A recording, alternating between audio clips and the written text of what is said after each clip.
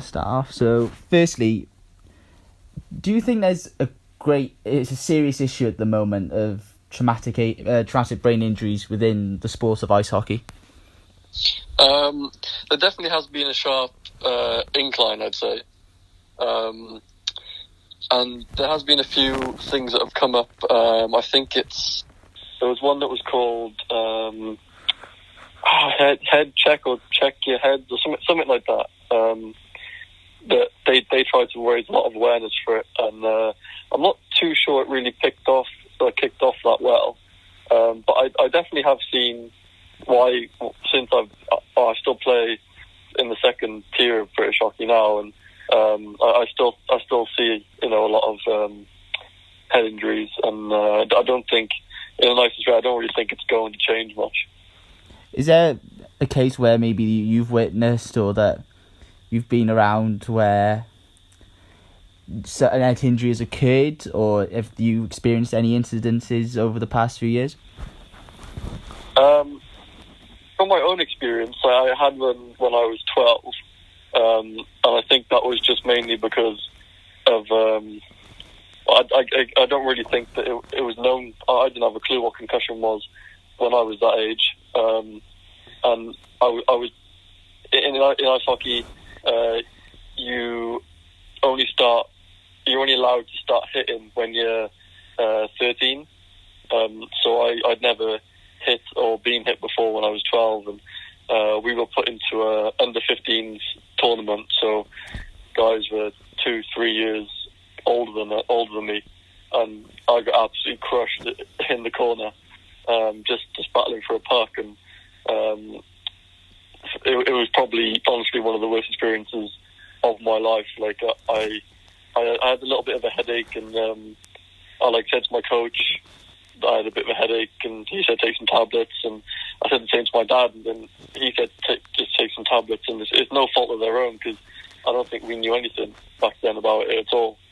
And throughout the day, it just got worse and worse and worse, and we went out for food as a team in the night, and I physically remember the feeling of looking at the food and just knowing I could not eat it, and it was just something telling me I couldn't eat it at all. And then when we were walking back from that meal to the team hotel, we were all with our parents, and for some reason, I've never ever said this before in front of anyone, but I said to my dad, "Dad, you have to carry me back. I can't walk." And he's like, "What do you mean? Stop being stupid." No, I'm not joking, Dad. I literally cannot walk. So he carried me back to the hotel, and the coach said, "Oh, look, just keep a count. Like, if he's sick tonight, then obviously let us know, and try and maybe count how many times he's sick." And throughout the night, I was sick over 40 times. It was obviously gross, and obviously in the morning I got rushed to hospital, and that was in Holland. And to be fair, I had really good treatment and stuff there, but that was literally just take 2 weeks off school and then go back when you feel alright. And I think, to be honest, I probably should have taken more time off school, because with all the headaches and stuff like that, but honestly we didn't really know much about it at the time. I think, touch wood, to be honest, this season, I can't really recall us as a team having any head injuries ourselves. There's been opposition players that have had head injuries, and the one that sticks out to me is quite bad, but luckily none of us on the team this season have had anything that I can really say anything from experience. And you talked about then about how, obviously back when you suffered that injury, that there wasn't as much knowledge of brain injuries or such within sport at the time. Now there seems to be an ever-growing concern surrounding it within various sports. Do you feel that the case has been made that ice hockey now there's more awareness, or do you think there still needs to be an increased awareness, and how would you go about that? I'd say there needs to be even more increased awareness, and I guess it's because hockey is slowly, I think, becoming a more recognised sport, and you're getting, I don't know how to say this in the nicest way possible, really, you're kind of getting the what can I say? Like the kind of like football dads and stuff that obviously they think that their kid is going to be the next big thing, and that's creeping into hockey a lot. Whereas like when I was playing in juniors, like all the parents got on so well. Like us as kids, like we didn't really ever think about ever playing it professionally or anything like that. We were all just having fun, and now there's so much pressure on the kids that their dads like try and make them the next big thing and stuff. That there was an experience that I've had, not through my own family, but I've seen someone else doing it fairly recently, and they were luckily it wasn't a head injury either, but they were like almost forcing their kid to play through injury. And I think that the kids need to know about it. Maybe I think kids do know about it, and I think that is an area where it has progressed a lot. But I actually think one of the main points that need to be educated are the parents of the kids. That's in junior hockey anyway. But in adult hockey, I think there's a 50-50 split in terms of there's some people which realise that you play hockey on the weekend. We play twice a weekend, and we still got to go to work in the week. And then, so if you do get any head injuries like that, then that could be affected. Whereas there's another half of the people who play hockey who just love hitting, and obviously it's a part of the game, but they don't really have that huge knowledge about what the longer lasting effects of it could have. And from a journalist's point of view, there seems to be, well, research suggests there seems to be sort of mixed views, particularly, so for example, in the United States, where whether the coverage of traumatic brain injuries within ice hockey is positive or negative, but either way it does have a large impact on how the public perceive traumatic brain injuries within ice hockey. Do you feel that the current coverage of TBIs is having a positive or negative effect within ice hockey? I think actually, I know it's going to sound a weird answer really, but I think it is actually having, it is kind of having a negative effect on the game in general. As obviously hockey is known for physical contact and fighting, and the more and more that gets known about concussion, the more that the authorities want to get rid of fighting and rid of hitting during the game. While that is a good thing in terms of less brain injuries and less concussions and stuff like that, like the game still needs to be, from a player's point of view, the game still has to be kind of policed on the ice, where the referees have most of the say. But then again, if anything does happen to your teammate, you're going to stick up for him, and there is that code like that you don't really cross. Do you think at the moment that there is enough coverage from journalists with regards to TBIs in ice hockey?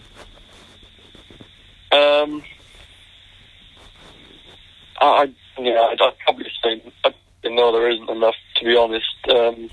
Especially in the British game. I know in America it's a really big thing right now, throughout all sports, but I don't really see a lot in the British game. There is big developments, I think, from that in terms of like the top league in Britain now has like a video review system, so if there is any bad hits, they review it and the players get banned, and the suspensions are bigger, 4 checks to the head. But in terms of media coverage, I don't really think there's anything that I can really think of off the top of my head that is out there or helps it, to be honest. And do you feel that needs to be addressed? I do. I know it's kind of off the topic of head injuries and stuff at the moment, but it does really relate to me, and I've had this problem. Do you follow the NHL much? Yeah, a bit. So do you know the other week when Jay Bouwmeester had a heart attack on the bench? Yes. Yeah. So I was saying to a few of the guys on the team, like that. If that happened to us while we were playing, we would be finished. There is no chance that we would survive that. In the top leagues, I know 100% that the top, say, 5 teams, 100% have physio and like the medical team and stuff like that. But I couldn't tell you about the second half of the league. And in our league, we don't have we have a qualified physio who only comes to the home games, but she sits in the stands across the side of the rink. So if anything did happen to us on the bench, like we could never get immediate attention. And I think off the top of my head again, only 2 or 3 teams in our league actually have like a full-time physio or medical person. Obviously, someone who's qualified in first aid has to be on the bench and on the team or nearby. In the nicest way, like I just had to do a first aid course again for my job. Yeah. But because that isn't my full-time job, I couldn't. If I was in a position where I had to help someone in a serious condition that was knocked out or anything even more serious than that, I wouldn't know what to do, because that's not my full-time job.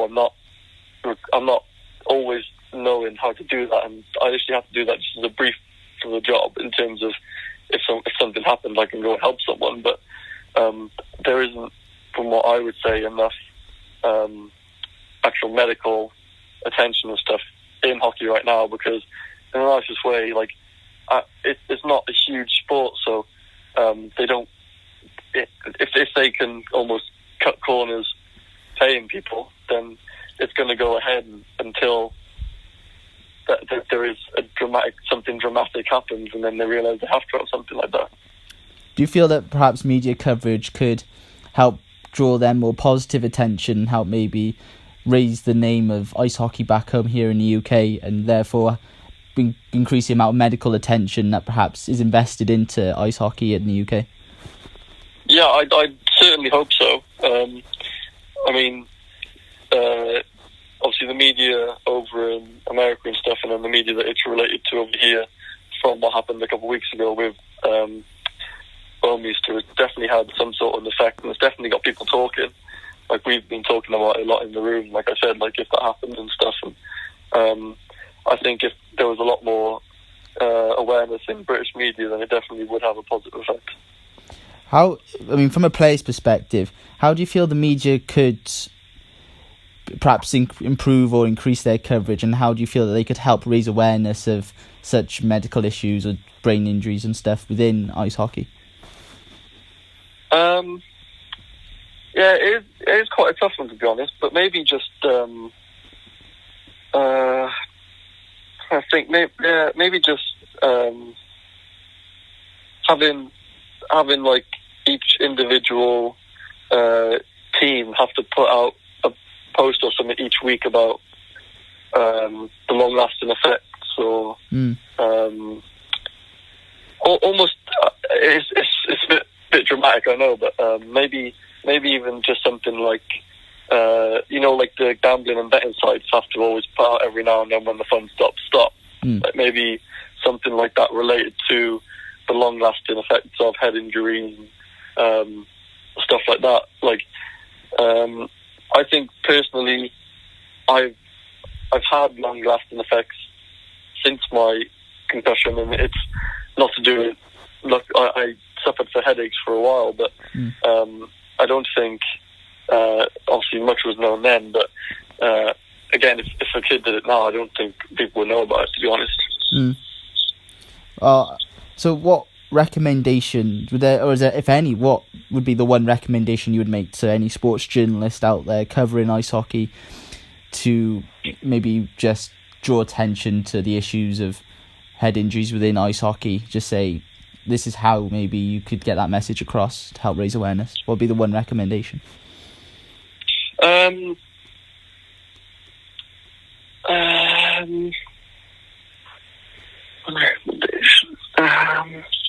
I think this might not relate to journalists, so to say, but